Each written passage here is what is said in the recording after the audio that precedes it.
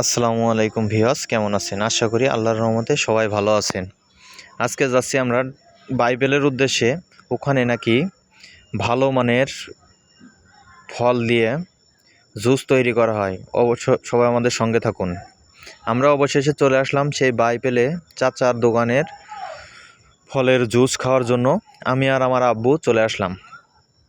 এখানে দেখেন, এখানে আখের রস, ফলের রস, আরও অনেক ধরনের জুস তৈরি করা হয়। চাচা কিভাবে খাচ্ছে দেখেন জুস।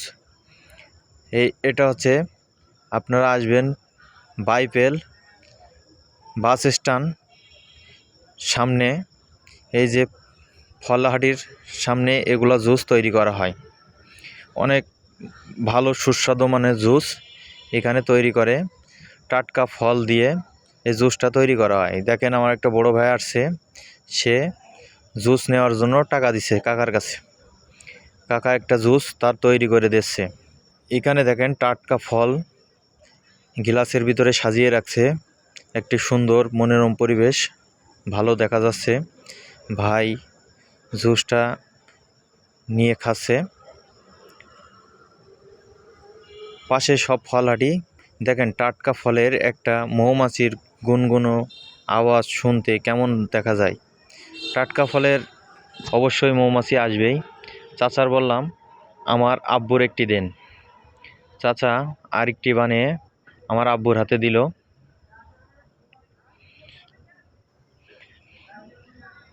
দেখেন চাচা কত সুন্দরভাবে ফলের কেটে এই চাকু দিয়ে সুন্দর করে জুস তৈরি করতেছে।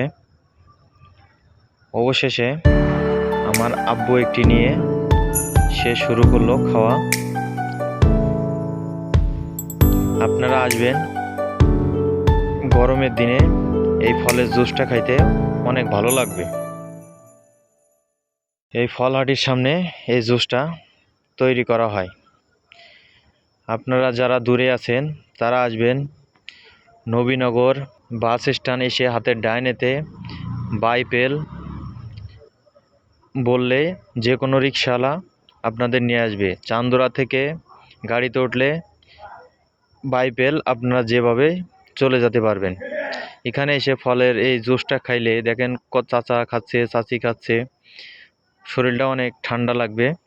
এই টাটকা ফলের জুস অনেকটাই সুস্বাদু মানের হয়। চাচা আমার একটি বললাম দেওয়ার জন্য, চাচা আমার একটি জুস দিচ্ছে।